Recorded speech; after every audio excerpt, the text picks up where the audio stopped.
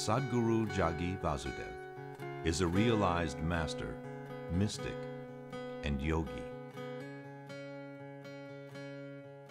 He has shown the way for people to attain to their natural joy and to live life with experience from one's own inner nature. His presence is filled with grace and compassion. Sadhguru's scientific approach towards spirituality and work towards the upliftment of humanity have received accolades worldwide. The words that come from him in intensity and utmost clarity, from his deep understanding and wisdom, can change the very core of the being. Belonging to no particular tradition, Sadhguru incorporates what is most valid for the modern person from the spiritual sciences. His work, an outpouring of his blissfulness, finds expression in the form of a ceaseless offering to help all beings. Available to all who are willing, Sadhguru's life is an invitation to the divine through individual transformation.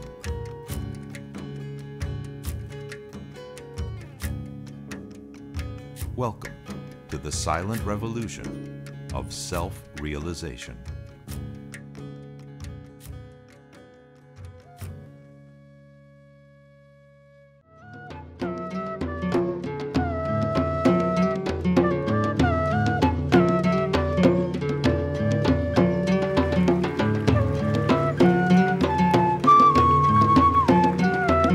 It is a great pleasure to have in our midst Sadhguru Jagi Vasudev Ji, who has emerged in the last few years as one of the foremost propounders of yoga and meditation in the country.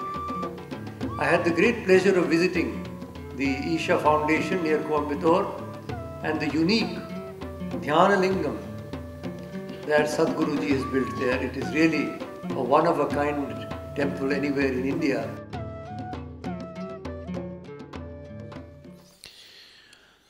Why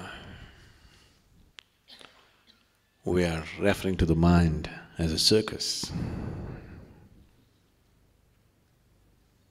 Circus is not a mess. Circus is a very coordinated activity, made to look like a mess. Deliberately made to look like a mess, but an extremely well-coordinated activity. That's what circus is. So on one level, it is a mess. On another level, it is a highly coordinated act. Today much work has gone into looking at the activity of the mind or the brain as such. If you look at the way the neurons are firing in the brain and what is happening, there is a tremendous sense of cohesiveness in this activity. It is that cohesiveness which is translating into the function of the body. A billion things are happening in this body right now, simply because there is a very, very extremely highly coordinated play and dance of neurons in the brain.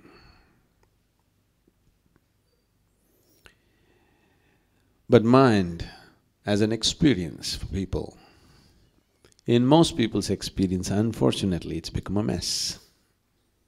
So it's a circus. Both the aspects of the circus are there. Even the clown in the circus is a gymnast, hugely coordinated, but he's made to look like a clown. So the outer expression may be that of a clown, but he's hugely talented and balanced in his activity. That is the experience of most people when it comes to their mental activity. So what is the possibility of this circus? How the circus can take you to great heights how this circus can also render you to the depths of hell within yourself. Both are possible. Both these possibilities are very much alive for every one of us right now.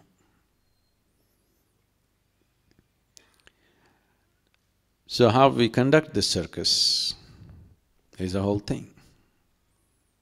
How much of it can we take charge of is a whole thing. Why is it that mind, which is the most miraculous instrument, which is the most miraculous possibility in our life, has also become a misery manufacturing machine on this planet? Every kind of misery that human beings are going through is manufactured in their mind. Why is it for one person, mind seems to be a pleasant experience, and for another person, mind seems to be a torture? Unable to bear the mental torture, people have invented various kinds of deviations, various kinds of perversions on this planet just to somehow deal with the mess of the mind. And these perversions might have given them temporary relief, but after some time, it again multiplies the mess, it doesn't really take it away. The moment your intellect, let's differentiate between these two. Intellect is like a scalpel which is constantly cutting through everything. Your ability to discriminate between one thing and the other is purely because of your intellect. You can make a distinction between me and this seat only because your intellect is functioning. You know that you must come through the door, not through the wall, only because your intellect is functioning. Without the activity of the intellect, you cannot discriminate. So the basic process of discrimination, setting things apart, is happening because of the intellect. So this is like a scalpel which is cutting everything to give you some sense of perception. If a knife has to cut through anything effortlessly and well, it's extremely important that whatever that it cuts through does not stick to it. You cut a cake today, somebody said it's their birthday today, happy birthday to her. You cut a cake today, tomorrow you cut bread, day after tomorrow you cut something else. If all of it, the residue of it goes on sticking to this knife, after some time, this knife becomes a useless knife. Whatever you cut, I think some of you in your kitchens you must have experienced the ladies, you cut onions with this knife. After that you go and cut mangoes, you go and cut apples, everything tastes like onion. Isn't it so? Because the residue of what you cut through, once it sticks to the knife, now that knife in many ways becomes more of a nuisance than of help. Or in other words, once your intellect gets identified with something or the other, after that, your intellect gets chained with identifications. Once this happens, you have a completely distorted experience of the mind. Your mind, that which should have been a ladder to the divine, unfortunately has become a stairway to hell. Simply because it is so identified with so many things. People keep telling me this, Sadhguru, for you, the biggest thing in your life just happened unasked. Maybe you're chosen. How will it happen to us? It is not a question of anybody's choosing anything for you.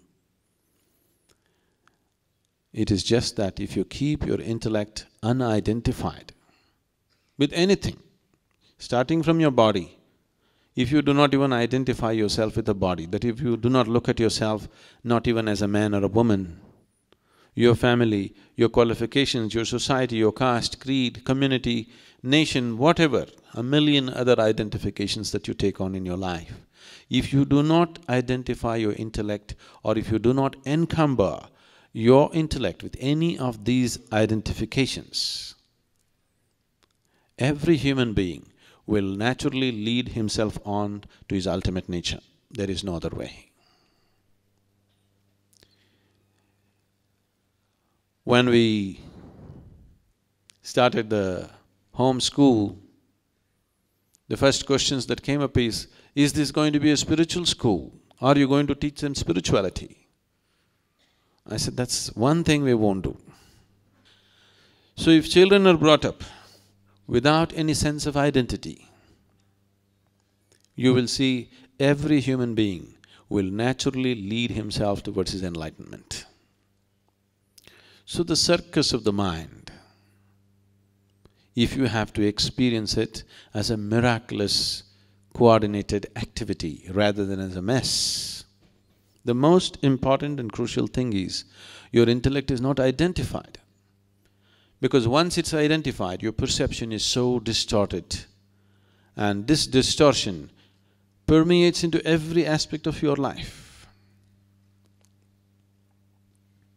You definitely have heard of Akbar and Birbal.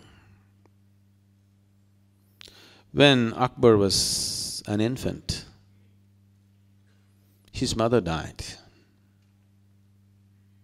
Or because she was a queen, they got another woman to breastfeed Akbar. And obviously that woman had a son. Then Akbar grew up into a great emperor. Because this woman had breastfed the emperor, they had given a whole village to her. And that boy also grew up into a man, but not much of a man. And he wasted and squandered the opportunity. He owned the whole village, but he wasted it and squandered it and lost it.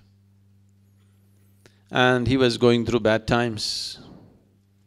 So one day, he thought, anyway, my mother has breastfed the emperor, so he owes something to me. In a way, I'm his brother. If I go and ask him something, he cannot refuse. With this idea, he came to Akbar. When he came, Akbar treated him with great respect, welcomed him in his court, honored him, introduced him to everyone as his brother, because both of them have drunk the milk of the same mother.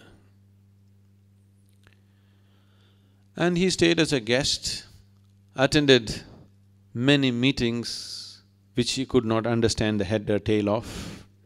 He was totally out of place. But Akbar took him around well-dressed, like his brother. After being there for a few weeks, he thought, my misfortune is only because I don't have good people around me. See, Akbar has such wonderful people. Above all, he has Birbal. That's why he's doing so well. If only I also had someone like Birbal around me, I would also become a great man. He expressed this to Akbar. He said, you have Birbal and you have become so great. If I could also have someone like Birbal, you have so many people, you can give Birbal to me. Now, this boy is a few days older to Akbar, and Akbar treated him as an elder brother. When his elder brother requests, give something to me, I'm in bad times, he could not refuse. So Akbar said, you can take Birbal. When Birbal came that evening, Akbar announced in the court, Birbal is leaving with my brother, my elder brother, tomorrow morning. Birbal looked at this situation that he has to go with this fool to the village And Birbal immediately said, "Oh, Your Majesty, your elder brother definitely needs wise company, but I have a better idea. I can send my elder brother with him." "Is that okay?" they asked. So that man looked at this, if Birbal is so wonderful, his elder brother must be even more wonderful. He said, "That's fine with me, I'll take Birbal's elder brother. He must be even better." So Akbar also was relieved because though he wanted to be generous to his brother, he did not want to lose Birbal. He was also relieved. So next day morning, in the court, grand send-off is being organized. Birbal came into the court with a bull on the tow. Akbar said, "What is this?" Birbal said, "This is my brother. We drank the milk of the same mother."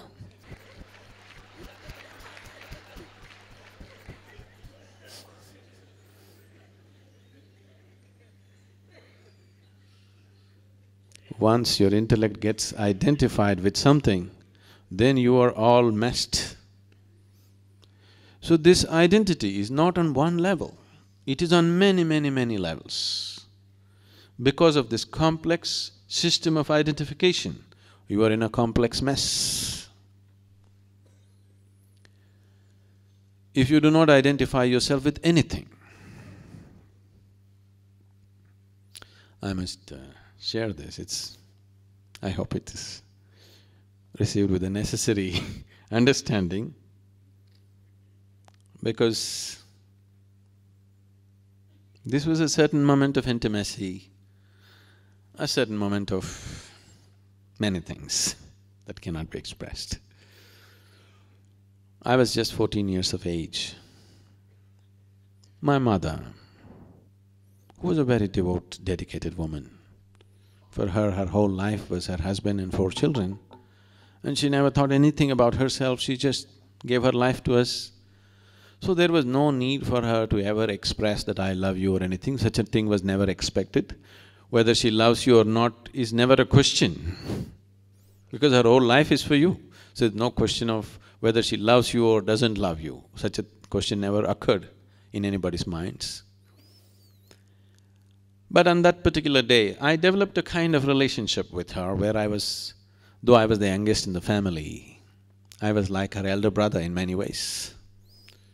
She would share things that she wouldn't share with anybody, and when I took advantage of that and joked, she would always regret, "Why am I sharing these things with you?" So on a certain day, because of some interaction, somehow she grew a little tender in her heart and she expressed her love to me, not necessarily in I love you business, somehow. I grew up in such a way right from my childhood because of my memory, because I could remember things that happened when I was just 2-3 months of age. It just didn't allow me to be like a normal child, I thought like an adult. So because of this, nobody could take me on their lap, nobody could fondle me, nobody could carry me. I always preferred to walk and do my own things. Even though my brother and sister were older to me, were used to be carried and fondled and all that, I did not get those things because somehow it was difficult to do those things to me. I'm still difficult, see. So this relationship was very different from normal thing, but that day she was somehow… some tenderness and she wanted to express.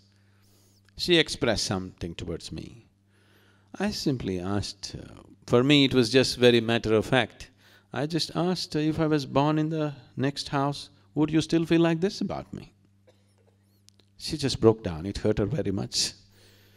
She broke down and went away. I didn't intend to hurt her, I just asked a simple question, which these questions are constantly going on in me about everything, not just about one thing. And after some time, she came, still tears in her eyes, she came and fell at my feet, and then she went away. I said, that's good for her, some some kind of realization within herself. Why I'm saying this is, our ways of thinking and feeling are so deeply identified with things we are associated with. Our body, our parentage, our children, our wife, our husband, our home. Not just that, with just about anything, isn't it? With just anything and anything. I remember my grandfather used to always eat in a gold-rimmed plate. He was a very rich man and a very proud man.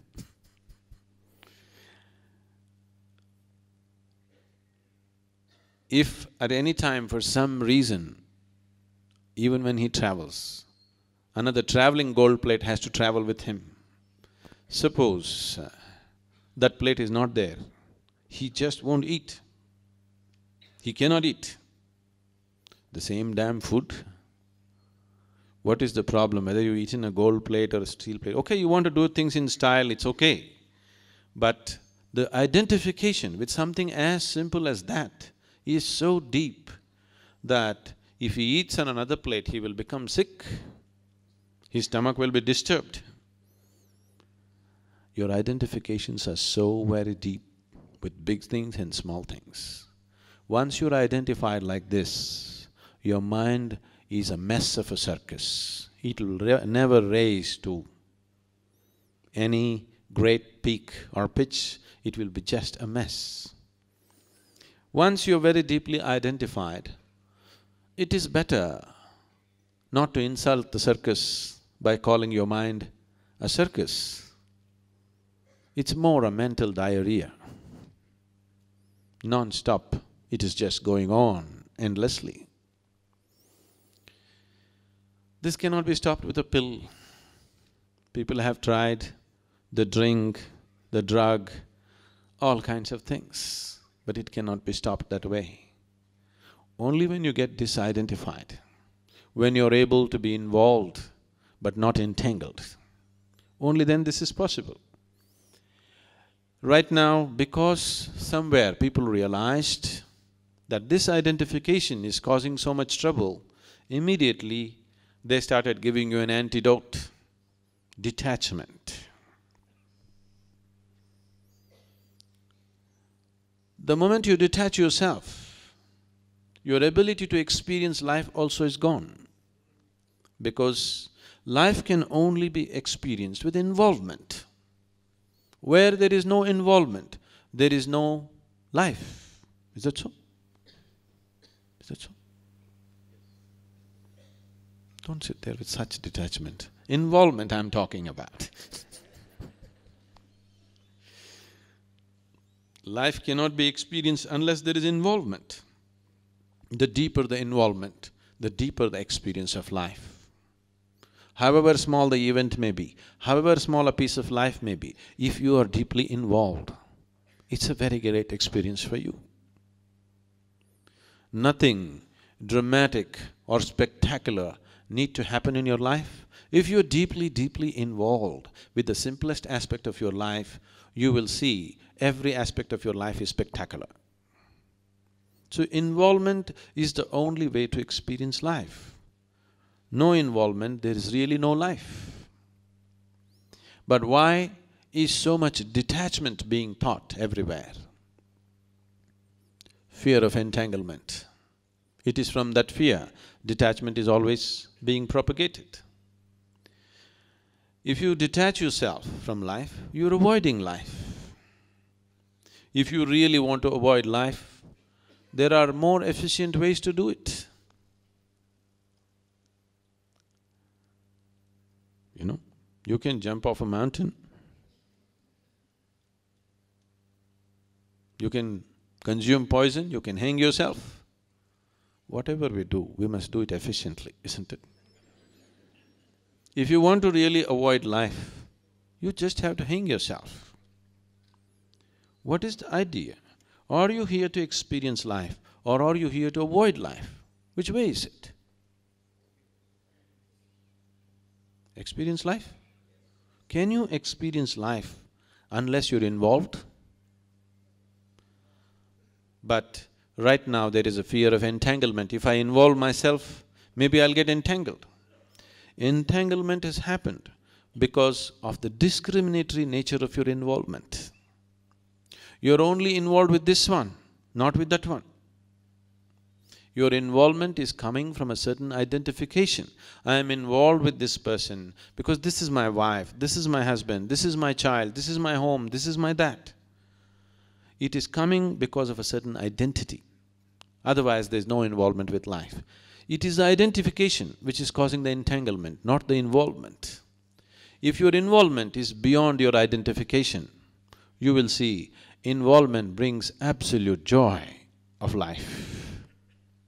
If your involvement was indiscriminate, you were simply involved with every life around you, just the same way, the very air that you breathe, the very land that you're standing on, if you are deeply involved, you will see involvement enhances life in a tremendous way. If life is not enhanced within you, all the higher possibilities of life also will never happen to you. In the process of becoming spiritual or trying to be spiritual, lot of people have become like goats. I don't want to insult goats.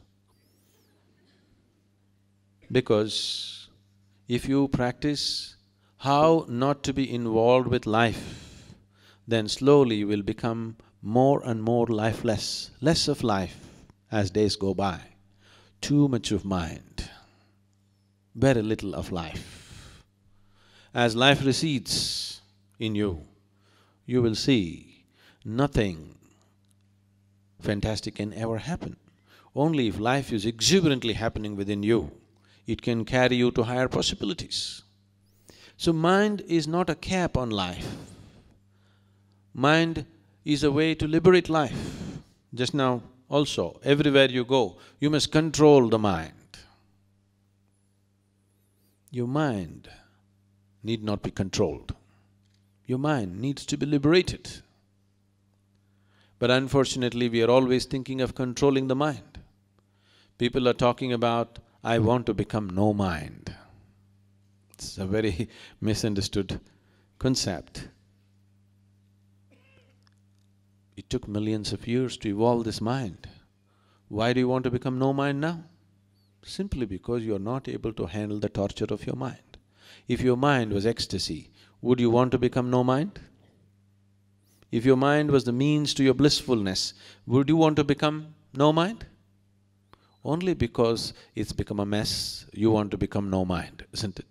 Only because you're seeing it as a barrier, not as a stepping stone, you want to become a no mind. Mind is not a barrier. Mind is a tremendous possibility. It is because without addressing and understanding the fundamental nature of the mind, we are trying to go about handling it, this problem has happened.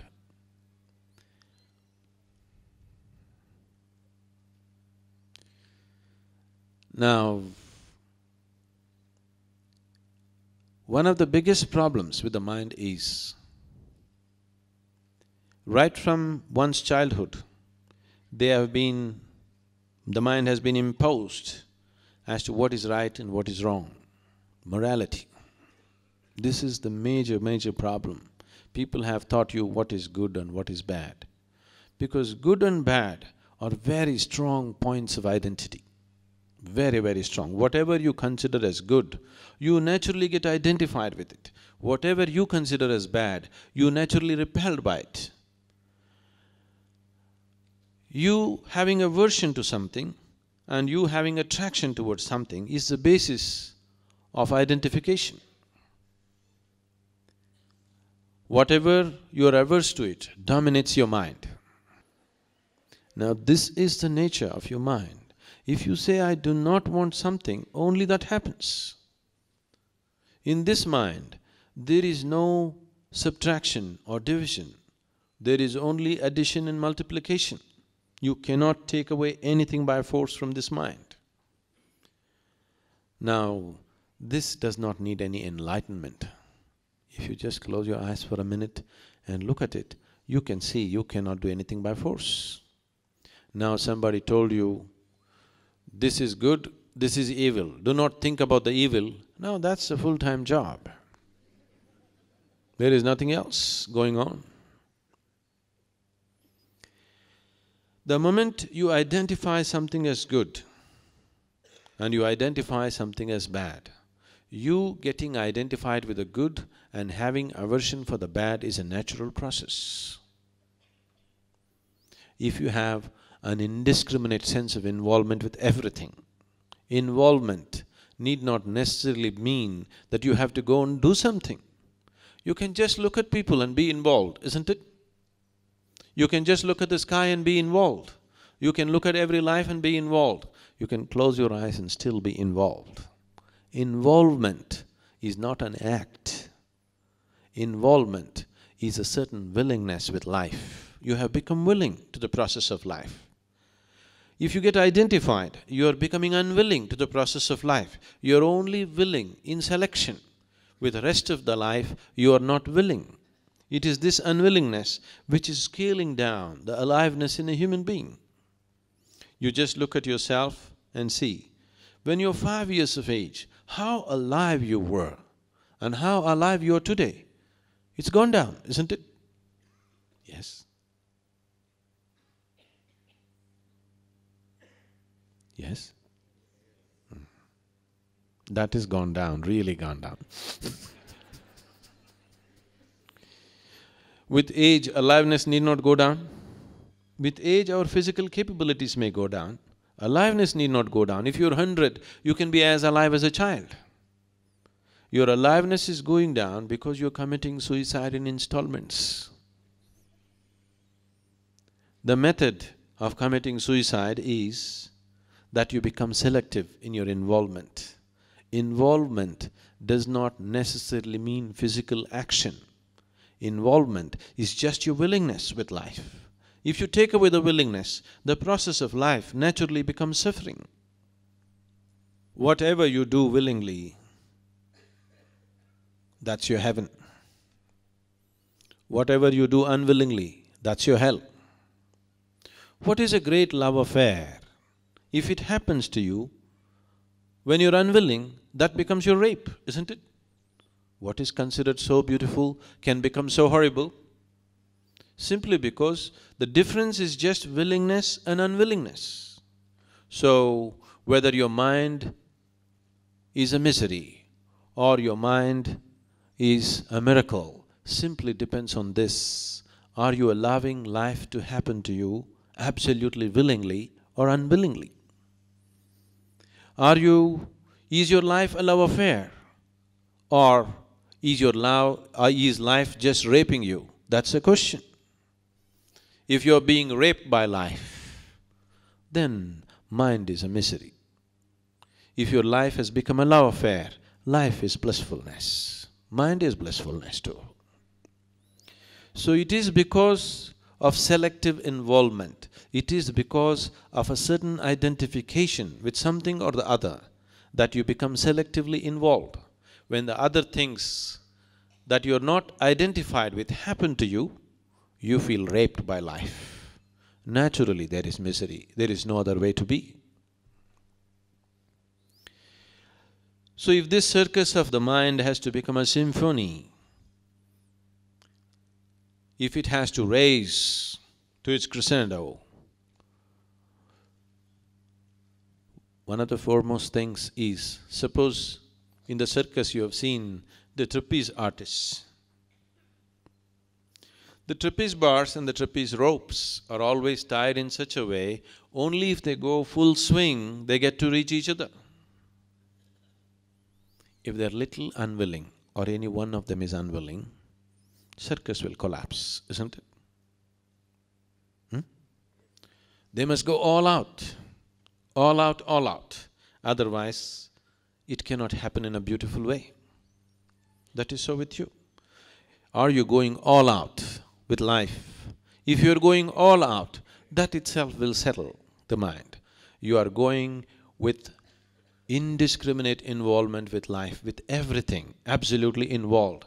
With what passion you look at your lover or your child, with the same passion You look at the sky, with the same passion you look at the tree, with the same passion you look at the earth, with the same passion you look at anything. If you have the same passion and involvement with every aspect of your life, mind is not a misery, it is a beautiful circus. Circus is a symphony of actions, isn't it? Tremendously coordinated, but it can become an absolute mess if that coordination is lost, if the trapeze artists are not willing to swing all the way. They want to be safe, so they will go only half the way. Now there is no circus, it's finished. So we did not say circus is a negative thing. Circus is a hugely coordinated symphony of actions. And that is how the brain is functioning. The accumulated mass of information, which generally we refer to as the mind and its activity, is all coming from that accumulated information. This information has a basis beyond your birth. We will not go into that, let's talk about that which is in your experience. From the moment you are born to this moment, everything that you have seen, everything that you have heard, everything that you have smelt, everything that you tasted and everything that you touched, everything that you perceived through these five sense organs is recorded in your mind. Whether you recorded this, whether it happened in wakefulness or sleep, it is still recorded. This can be very easily done to you. You are fast asleep, and I will say something to you. If we can do certain processes, you will see what you heard in sleep is still there, you can very easily repeat it. In hypnotized conditions, these things have been done as experiments, but in yogic systems we have always been aware of it. In India, we have been aware of this, you have heard many stories about this.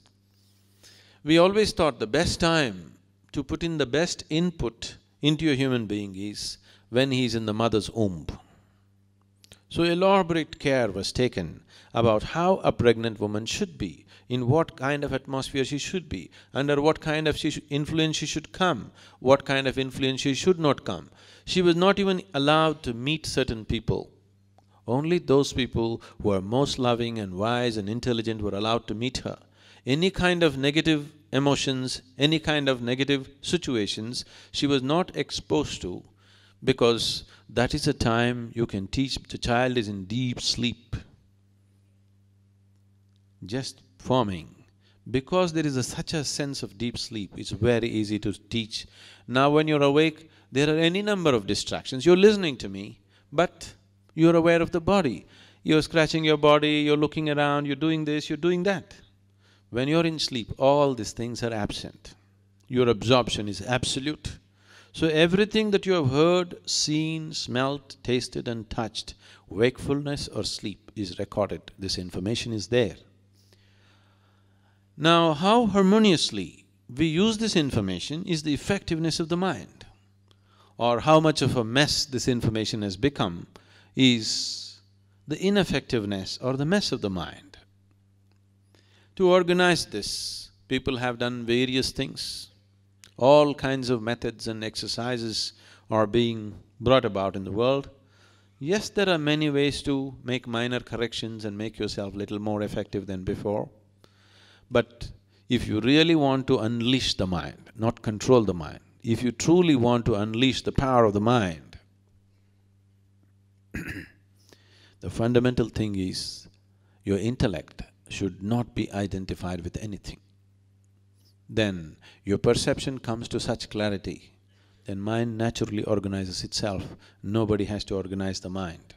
It is very well organized, naturally it is organized. Only because the perception is so distorted, its function and its outcome also is distorted.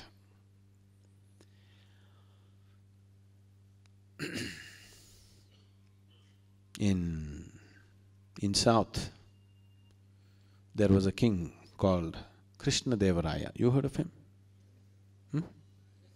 Not very famous here? You have. And he also had not a minister but a jester. Tenali Ramakrishna, you heard of him? Oh, okay. Are there Andhra people? Telugu people? Okay, okay.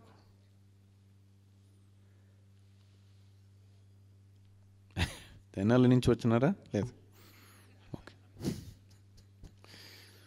Recently in United States, I met a doctor whose second name is Tenali. I was immediately excited about this. I thought, you are from Tenali? I asked. He said, yes, my village is Tenali. Then I was joking to him about Ramakrishna, but the unfortunate thing was he had never heard about Tenali Ramakrishna and he did not know that he came from his village. Maybe he went to United States too early. Anyway,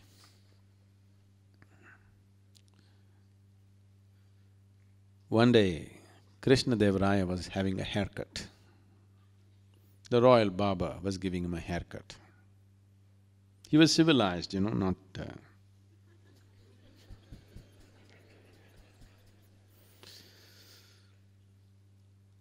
And a crow came and sat there and started doing its usual kaka. The barber stopped the haircut with arresting attention, just started listening to the crow. Krishna Dev Raya looked at him and said, "What is this? What are you listening to the crow? As if you can understand what the crow is saying." He said, "Wait, Your Majesty, wait, he has a message." And very carefully heard it for a long time and then shook his head. Krishna Dev Raya became very curious. "What is this? You understand the crows?" "Yes." "What is he saying?" "Your Majesty, this crow has come as a messenger of your forefathers from heaven. And what he is saying is that they are in heaven and uncared for. Above all, there is nobody to entertain them. There is nobody to keep them happy. They are there, everything is physically taken care of, but there is nobody to entertain them. So they're really longing for some help from you.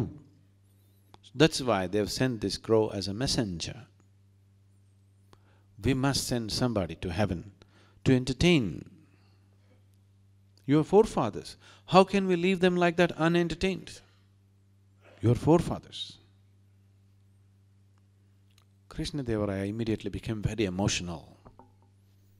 My forefathers are bored and suffering because of lack of attention and entertainment. I must send the best entertainment. So let's see who is the best dancer, who is the best musician, who is the best whatever, all this. Then a few other courtiers arrived and all of them said, "Oh, Your Majesty, if you are willing, I am willing to go, but I can't sing for nuts. But if you want me to go and serve your forefathers, I will go to heaven and serve right now." Like this they built it up. But then they said, "No, for your forefathers we must send the best of the best."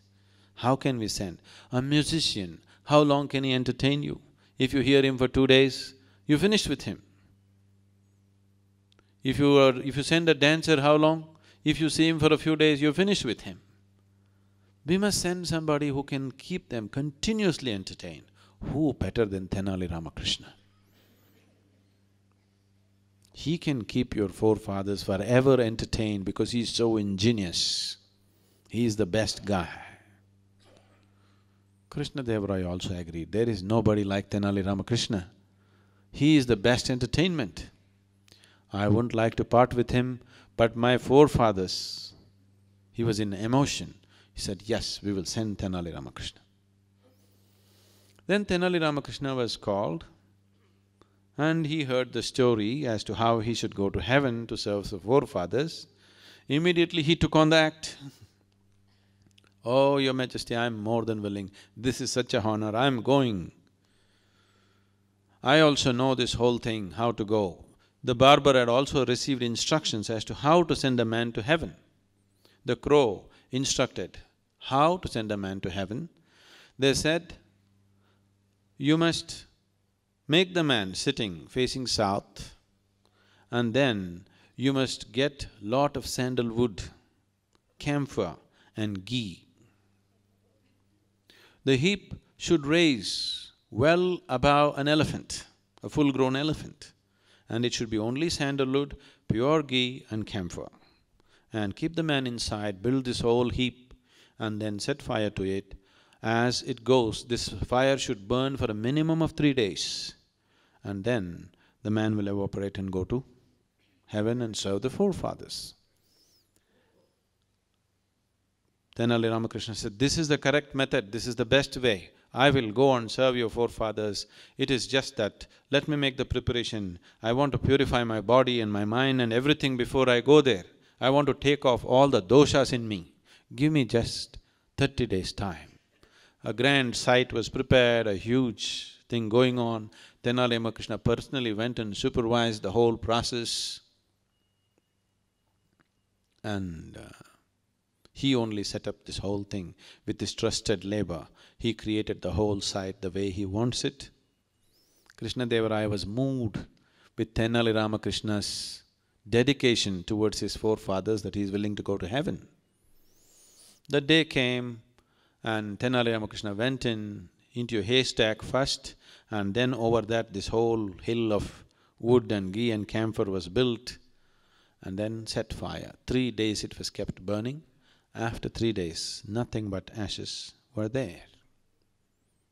Tenali Ramakrishna disappeared. Many months passed. Krishna-Deva-Raya wondered what is happening to his forefathers, because the damn crow did not come again and tell what is happening. Every day when the crows came, he asked the barber, "What are they saying? What are they saying?" This is not the crow, this is just an ordinary crow, not the messenger crow.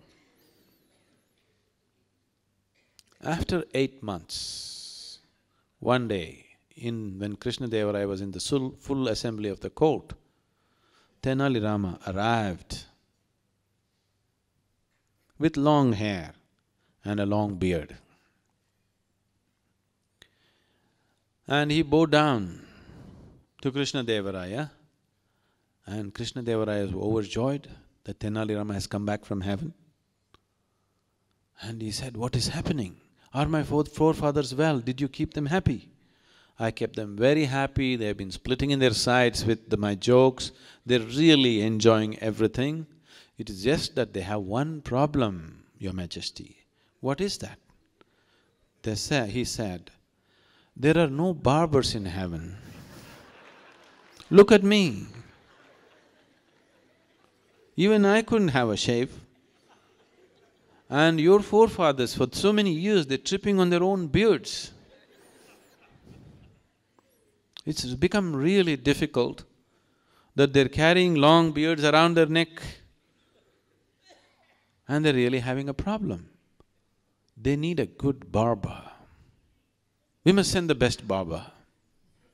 Of course, the best one is the royal one. Krishna-Deva-Raya immediately said, "I will send my personal barber." The barber quaked. Then he came and fell at Krishna-Deva-Raya's feet and admitted, "I did this horrible thing."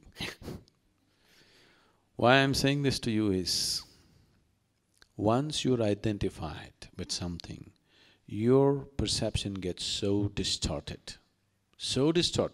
From the day you are born, to increase your identity with your family, your parents have been campaigning, how you belong to them and what. To increase your loyalty to your community and caste and creed and religion, other people have been campaigning. To increase your loyalty and you're even willing to die for your country, some other people are campaigning. On different levels, people are constantly campaigning to ensure that you're deeply, deeply identified with something so that you will serve those purposes.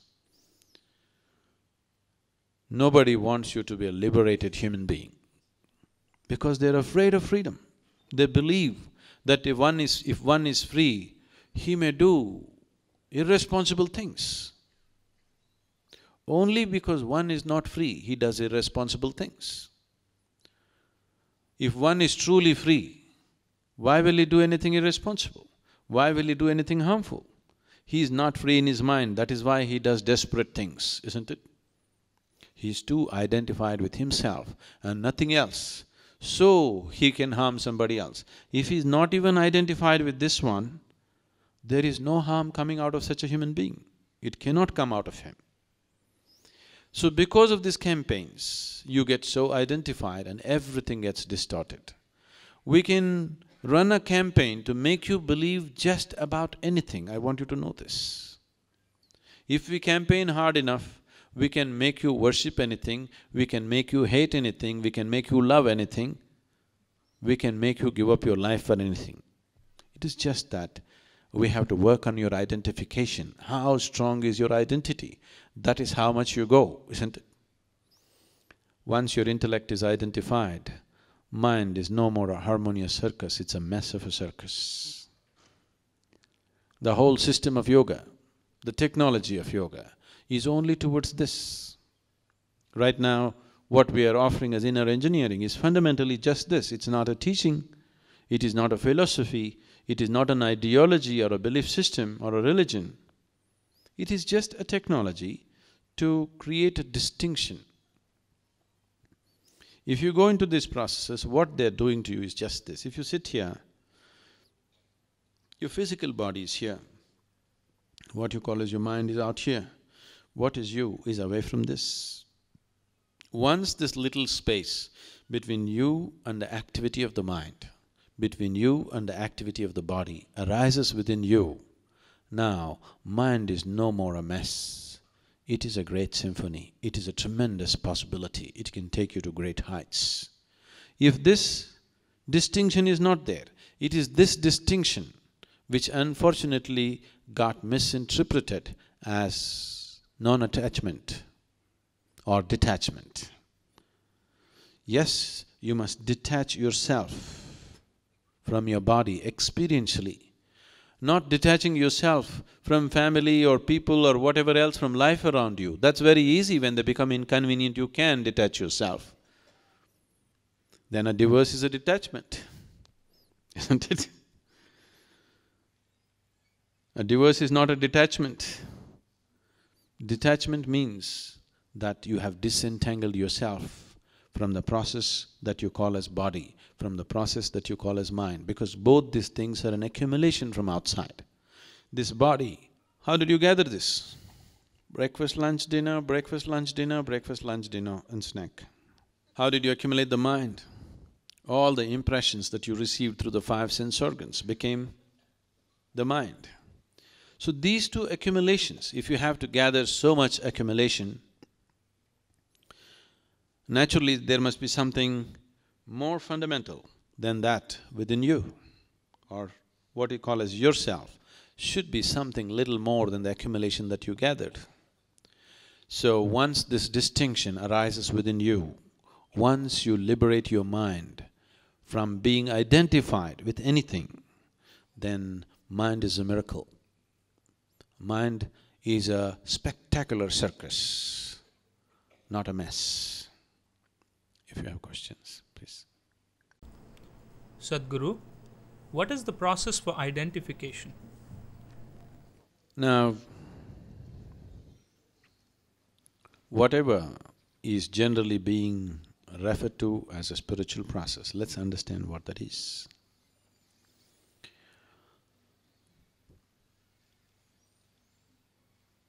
You telling your prayers may not be spiritual. Why I'm saying this is, 99% of the prayer on this planet is only about, dear God, give me this, give me that, save me, protect me. That is a survival process. It's just that you're routing your survival through heaven, that's all. So what you're referring to as spiritual is that in some way, the experience of your life has transcended the limitations of the physical. The body is physical, the mind is also physical.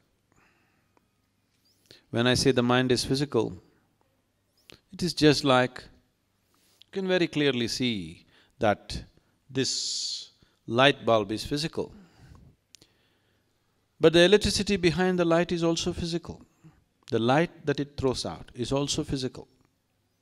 Similarly, not only your brain is physical, the mind is also physical, the thoughts that it generates also is physical. Whether you're thinking about the God or the devil, it is still physical. No, I'm thinking spiritual thoughts. There is no such thing. Thought is physical. And whatever you think is always coming from a certain accumulated information within yourself. Information is physical. Memory is physical. Gathering of information is always physical, isn't it? It may get subtle, but still physical. So, if your experience of life comes to a point where something beyond the physical becomes a living reality for you, then you're spiritual. In what way is it significant to make this happen? If a dimension beyond the physical becomes a living reality for you, then naturally the body and the mind are two processes that you handle sensibly.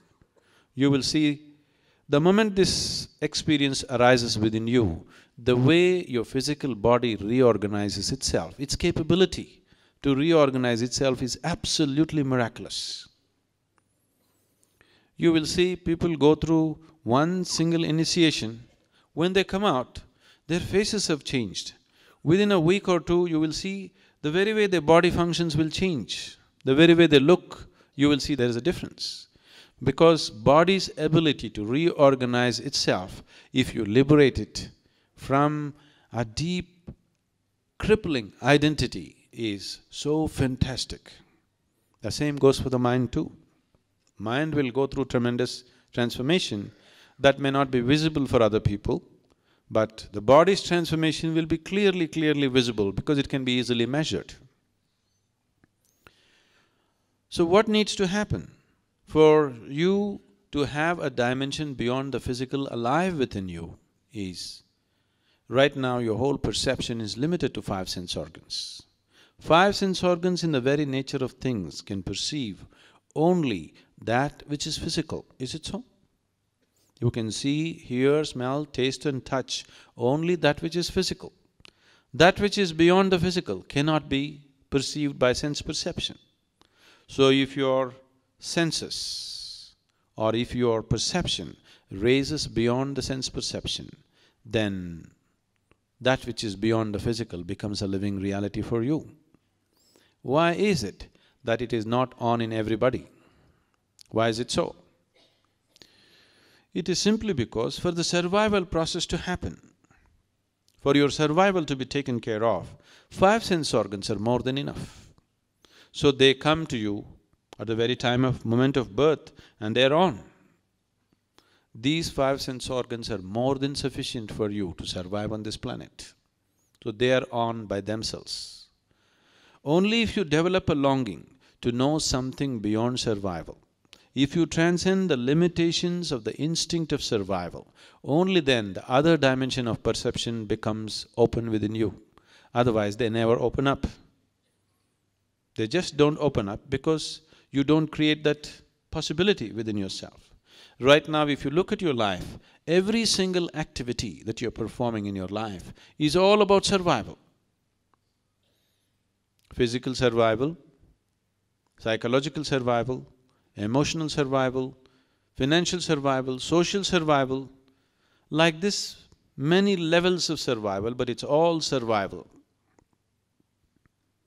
So when everything in you is focused only on survival, the very nature of the instinct of survival is that it wants to build protective walls around you. You are many concentric walls actually. You will see these walls. If a man that you do not know approaches you, you have a wall there, right there for him, he has to stop right there. If your neighbor comes, you have a wall there for him. If your friend comes, you have a wall here.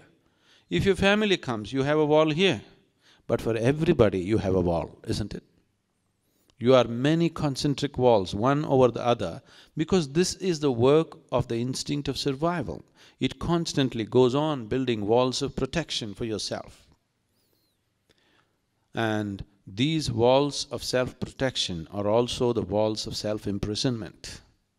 When it starts suffocating you, you want to break it. But your instinct of self-preservation is on in everything, so it won't let you break it. So, unnecessarily, life goes through a totally unnecessary turmoil. Because your identification is so strong with the physical body, there is a confusion between the two. The only thing that needs to be preserved in you is your physical body. Everything can be trampled down right now and rebuilt the next moment, isn't it so? No, you won't allow it. Your thoughts, your ideas, your emotions, your personality, if you are willing, we can just demolish it right now, this moment, and rebuild it the next moment. But no, if I step on your foot and say… if I step on your foot, you'll say, it's all right. But if I step on your idea, your emotion, your personality, you will be deeply hurt. That is your problem right now. The instinct of self-preservation has extended itself beyond its realm. Instinct of self-preservation is only with the physical body. Rest of it should be wide open to everything. But because of a strong identification with the body, you have made your personality also like a body, the mental activity also like a body, the thought structure also like a body, emotion also like a body. It is an emotional body, a mental body you have, and it hurts more than the physical body. Isn't it so? So it is because of this identification, a confusion has happened to the life within you. It is not clear-cut. Now your intellect cannot function in a sane manner. It cannot cut through and show you life just the way it is. It is distorting everything. How you can live with the same lady day after day throughout your life unless you identify her your wife?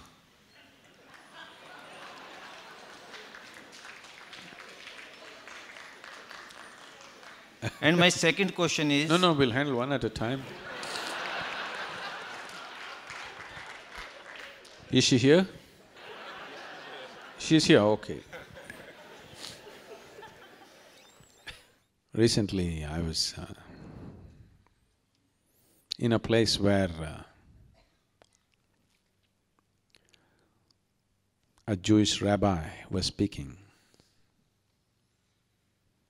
This rabbi is from Denmark and he was talking about some other rabbi, I don't remember the name, a very wise one who said this to someone. A man went to this rabbi and asked him, I love my wife very much, but when I walk on the street, every woman that I see, I want to do something to her. What shall I do? The wise rabbi looked at him and said, son, it doesn't matter where you work up your appetite as long as you go home and eat.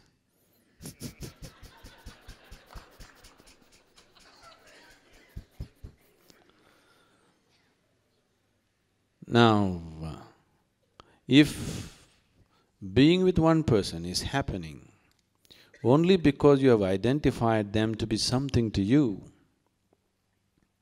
it is a stable structure, it makes a society, but it destroys life. If you're being with somebody because you value that person, you're being with somebody because you love that person, you're being with somebody because you have formed some kind of intimacy and connection with that person, now it's worth being. If you've not done any of this, but you are staying with somebody just because somebody is your wife or somebody is your husband, oh, it is definitely a torture to be with those people.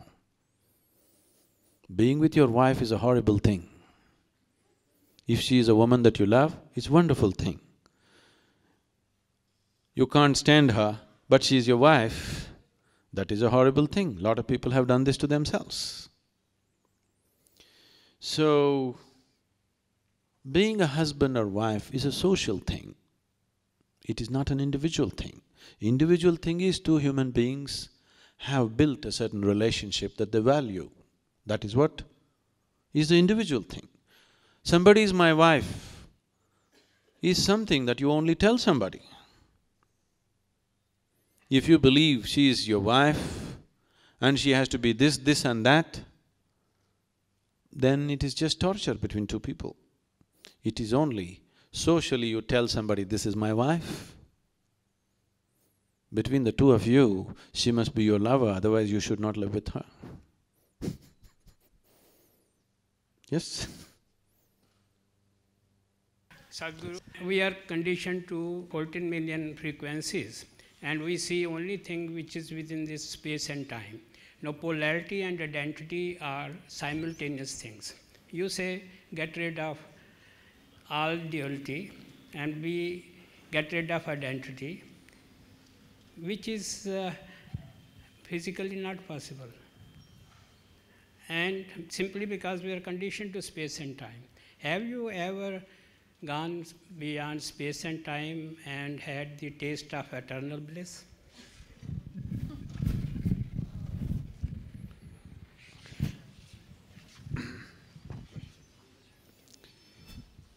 Now,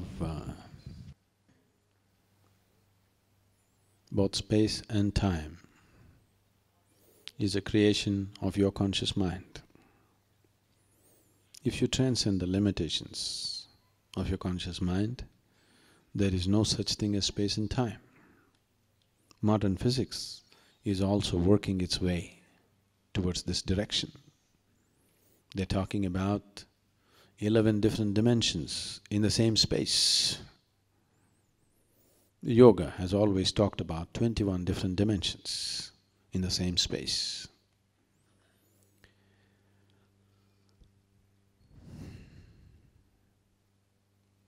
Many years ago,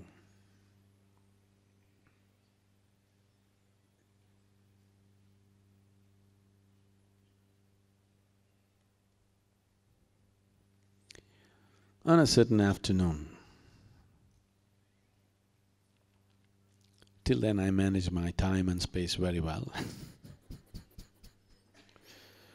On a certain afternoon, I happened to be sitting on a small hillock which I was involved with, which I loved, which I knew very intimately.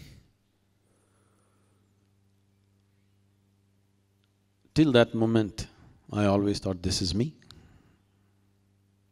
and the rest is the other.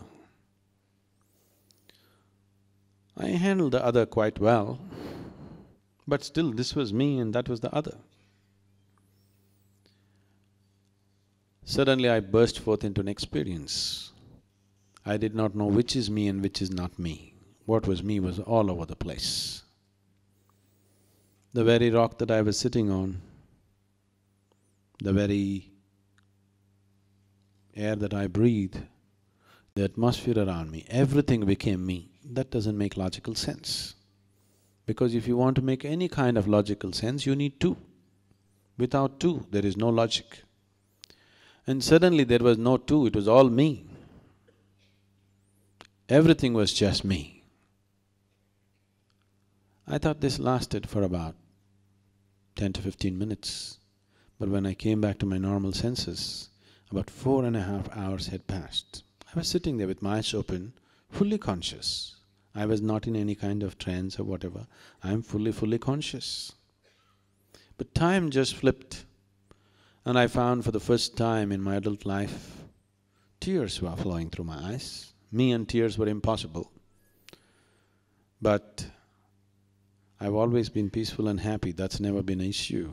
But here my shirt is wet with tears and I'm bursting with a completely different kind of ecstasy, which is just the body cannot contain. When I really shake myself to my normal senses and try to understand what is happening to me, The only thing that my mind could say was, maybe I'm losing my balance, maybe I'm just going off. But it is so beautiful, I don't want to lose it for a moment. The next time this happened to me, I was sitting with my family at the dinner table. Actually, it was, in my experience, just 2 minutes. It was only 2 minutes, but 7 hours had passed. This started happening, and one day I just sat down and I thought it's maybe 20–25 minutes, but 13 days had passed. I was sitting right there, eyes open, fully conscious. It never occurred to me that I should eat or sleep or anything. I sat in one place for 13 days, not with any effort, not with any intention, not with any attitude towards attainment or anything. I simply sat down and looked around. 13 days were passed. So time and space is very much the creation of your logical mind. Once you transcend that, there is no time and space. And you don't even have to cross time and space to be blissful. Blissfulness will happen to you in so many ways. Right now, I think there are lots of people here who are practicing Shambhavi Mahamudra. You sit down in the morning, 21 minutes, you become totally blissful, drunk, but fully aware. Look into my eyes and see I'm stoned all the time, but fully conscious.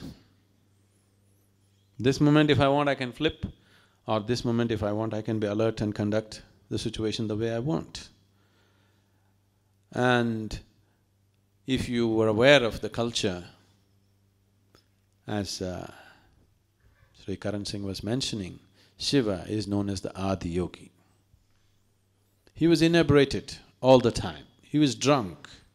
At the same time, he's a perfect ascetic, sitting there in absolute meditation and drunk at the same time. This is what it means. And this is how all of us should be, absolutely inebriated but perfectly stable within ourselves. Now, the need for seeking something from outside will completely disappear. Once you're blissful by your own nature, your life becomes an expression of your blissfulness, not in pursuit of happiness. And that's the shift that needs to happen in every life. You are my perfect mirror, you show me what I'm not. In the endless pit of what once was me, layer and layer you peel off me. The pain it is, but the joy it brings. So thank you for showing me what I'm not, for showing me